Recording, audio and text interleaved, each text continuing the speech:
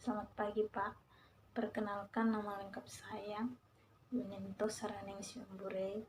Saya dari Sosiologi kelas B reguler sore semester 6. Di sini saya akan mempresentasikan proposal saya dengan judul faktor-faktor yang mempengaruhi ketidaklanjutan anak perempuan dan anak laki-laki ke perguruan tinggi di Desa Mataloko, Kecamatan Wijawa Utara, Kabupaten Sumbawa Daya. Kenapa saya bisa mengambil judul tentang faktor-faktor yang mempengaruhi ketidaklanjutan anak laki-laki dan anak perempuan ke perguruan tinggi? Karena sesuai yang saya lihat dari pengamatan saya di desa tersebut, bahwa masih banyak sekali para remaja, para pemuda atau pemudi yang tidak melanjutkan pendidikan ke perguruan tinggi, melainkan mereka lebih memilih untuk pergi merantau, kawin mawin, dan bahkan lebih memilih untuk menganggur, tinggal bersama orang tua. Jadi di sini saya ingin mencari tahu apa penyebabnya, apa yang membuat mereka tidak mau melanjutkan pendidikan perguruan tinggi. Seperti yang kita ketahui bersama bahwa pendidikan merupakan hal yang wajib bagi kehidupan manusia.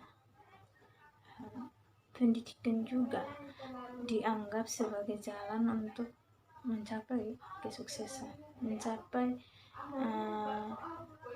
kedudukan di masyarakat. Pendidikan juga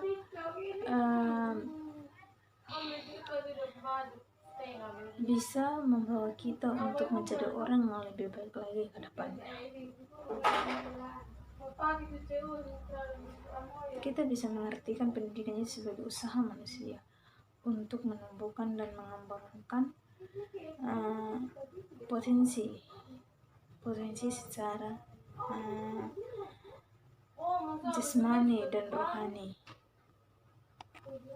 sesuai dengan nilai dan norma yang ada dalam masyarakat dan kebudayaan.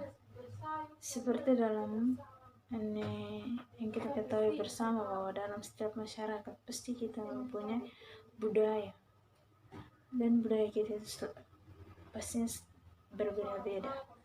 Jadi dari disitu juga kita bisa lebih menggali, kita lebih bisa memperluas pengetahuan kita dengan berpendidikan. Di rumusan masalah saya ingin membahas tentang faktor-faktor apa yang melatar belakangi ketidaklanjutan anak perempuan dan anak laki-laki ke perguruan tinggi di Desa Mataloko, Kecamatan Wijawa Utara, Kabupaten Sumbawa Daya. Yang kedua, apakah orang tua mempunyai kesadaran dalam memberi motivasi kepada anaknya, ataukah ia memberikan anaknya begitu saja tanpa ia memberikan motivasi dan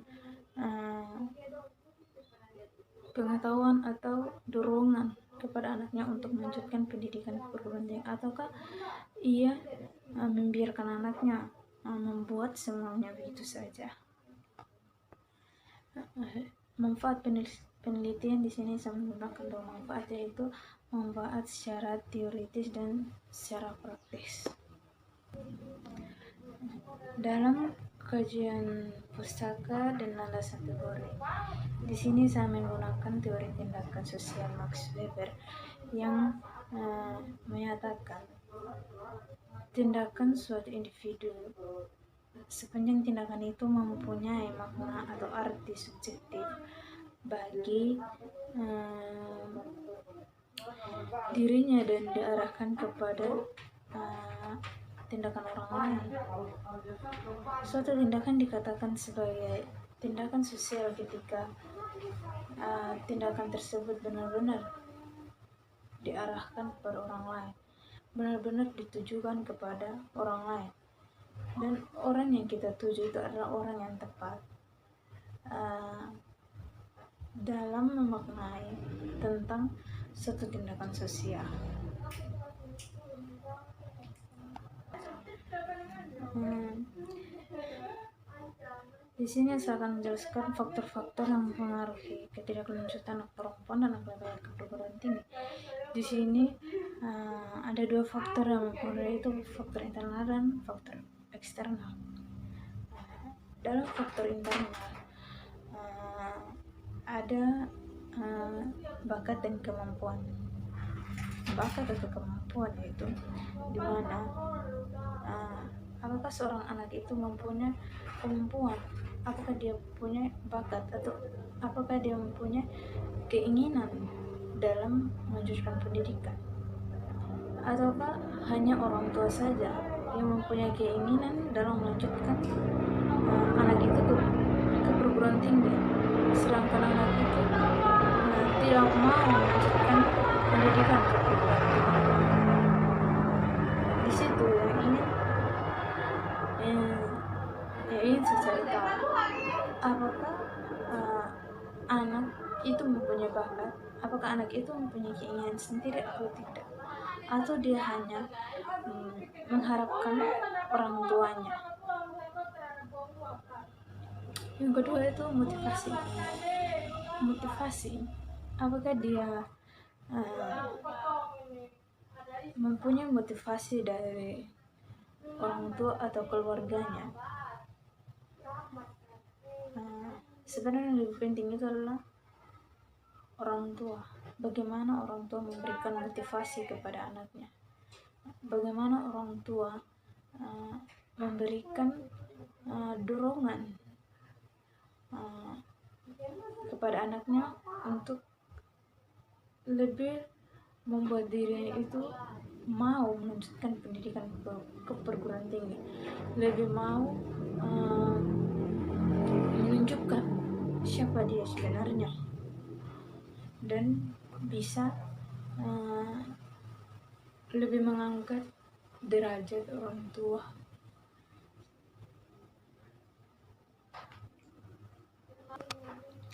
Di faktor eksternal ada 4 poin. Itu yang pertama, ekonomi.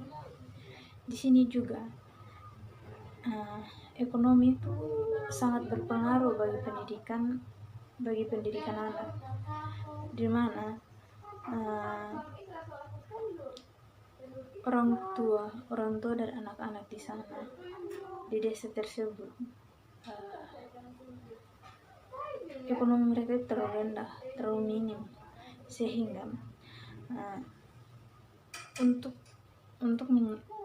menyekolahkan anaknya ke perguruan tinggi, mereka harus berpikir untuk bagaimana caranya mereka membuat anak-anak mereka itu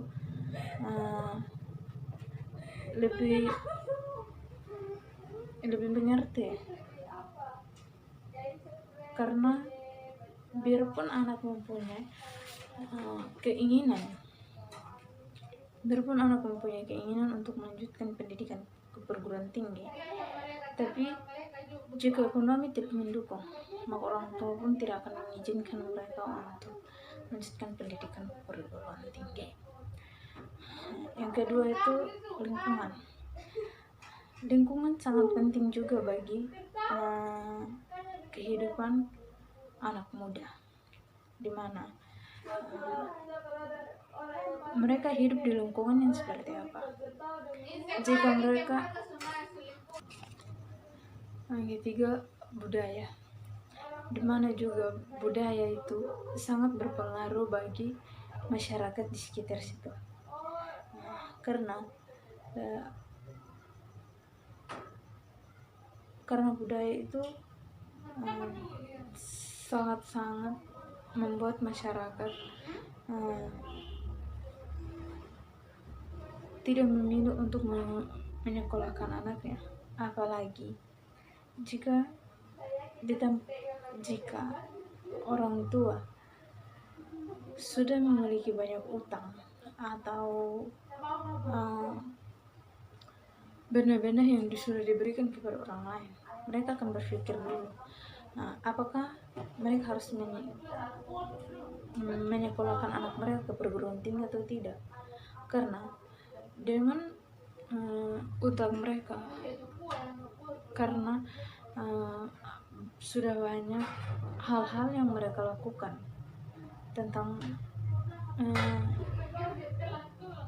kebudayaan, tentang adat istiadat. Jadi mereka harus berpikir 2 kali untuk melanjutkan anak mereka ke perguruan tinggi, karena jika mereka melanjutkan anak mereka ke perguruan tinggi, setelah mereka melanjutkan anak mereka ke perguruan tinggi, dan adat pun juga begitu,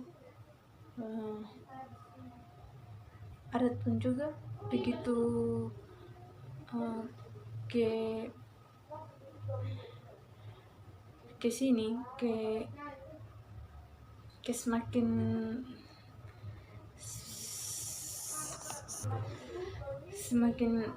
banyak untuk dipertanggungjawabkan lagi. Jadi menurut orang tua,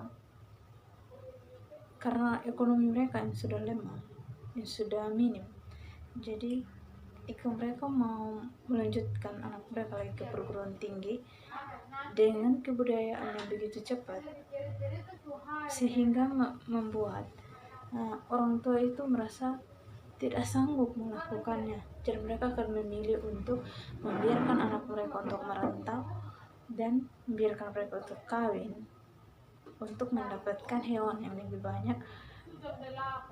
Ketika mereka menghadapi suatu masalah adat, di situ mereka akan menyalurkan belis dari anak mereka ke masalah adat. Begitupun juga sebaliknya, seorang laki-laki akan lebih memilih untuk hidup bersama dengan istrinya,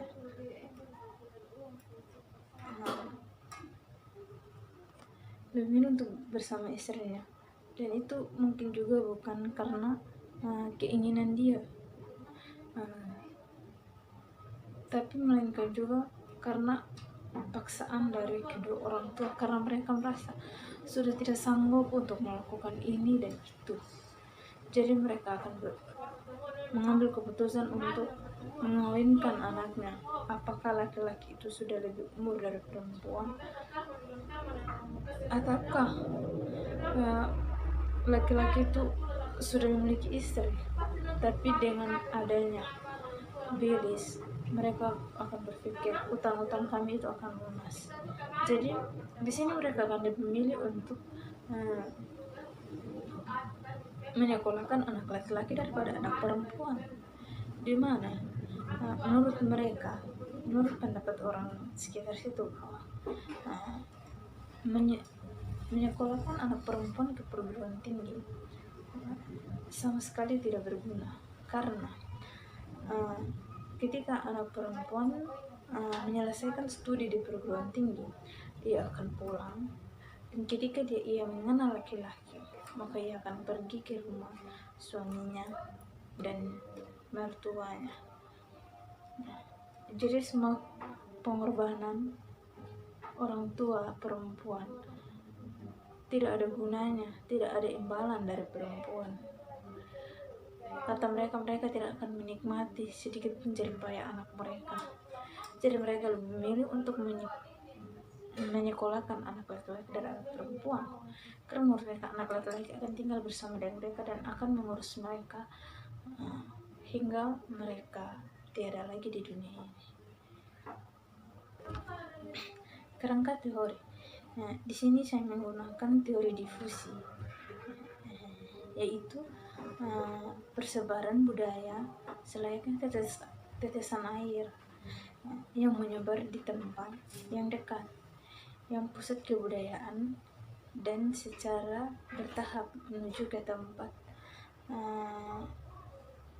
yang lebih jauh dari pusat kebudayaan tersebut. Dari teori ini kita bisa mengetahui bahwa masyarakat tersebut lebih memilih untuk membiarkan anak-anak mereka melanjutkan pendidikan ke perguruan tinggi, maaf, membiarkan anak-anak mereka untuk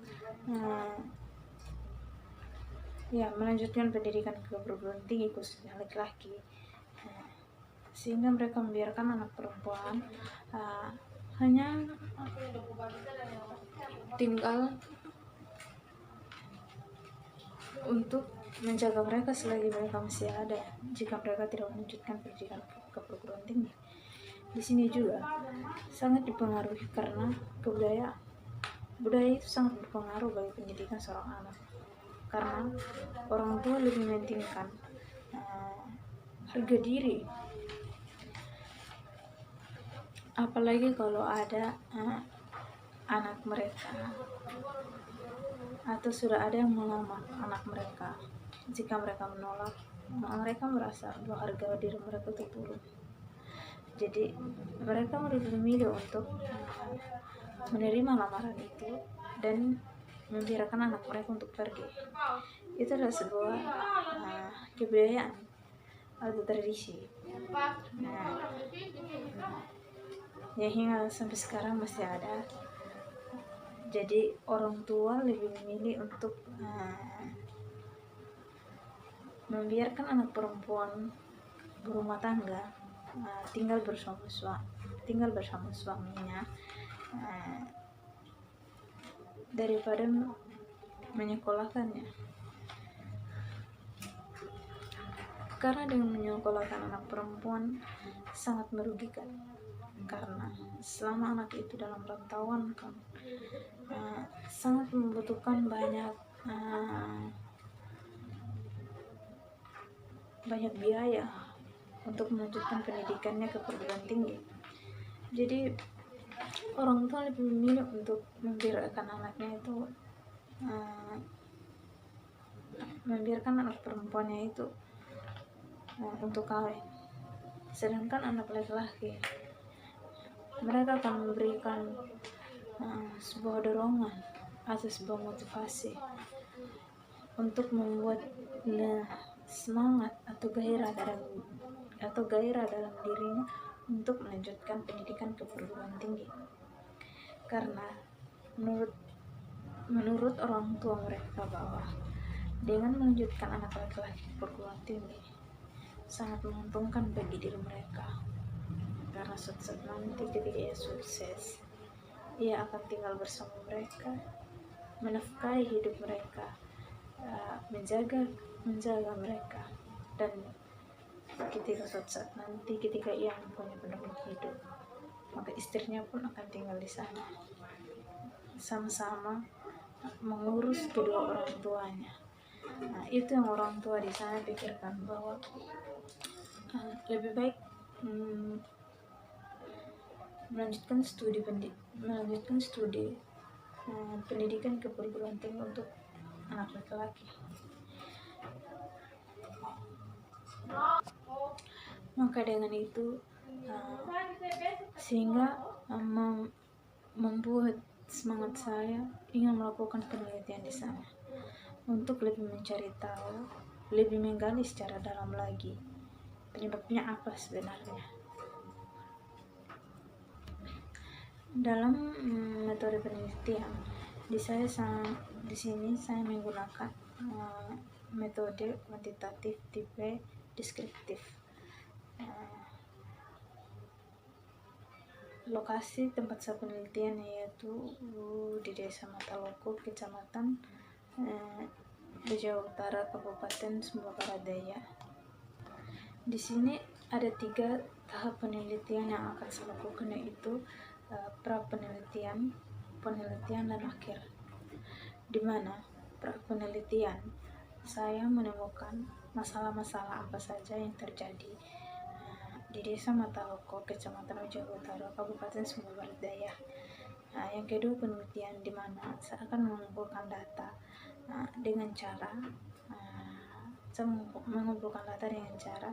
dokumentasi, observasi, dan wawancara. Dan di akhir saya akan melakukan penarikan kesimpulan apa yang sudah menjadi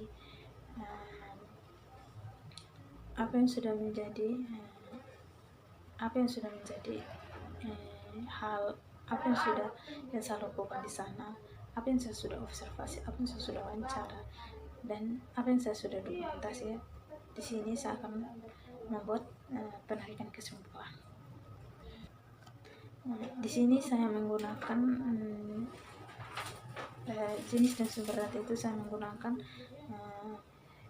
terprimer dan sekunder.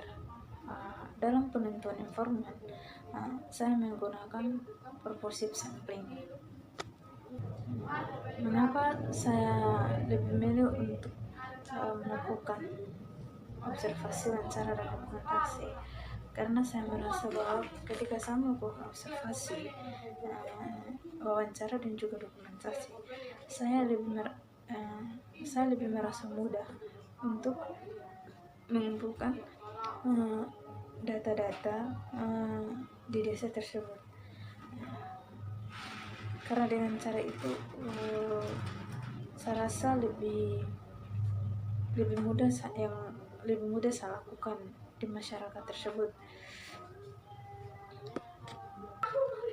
Karena dengan melakukan observasi, wawancara, dan dokumentasi, dengan paling utama dalam melakukan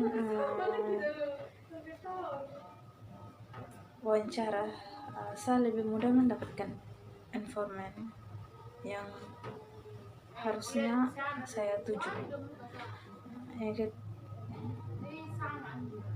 Dalam menganalisis data, saya dalam poin pertama itu saya mereduksi data, yaitu data minta. Yang kedua, saya mendisplaykan data, yaitu gambaran umum dari masalah yang saya ambil, dan saya akan mencari fakta-fakta yang benar-benar terjadi di tempat tersebut. Dan poin yang ketiga itu kesimpulan. Di sini saya akan mengambil kesimpulan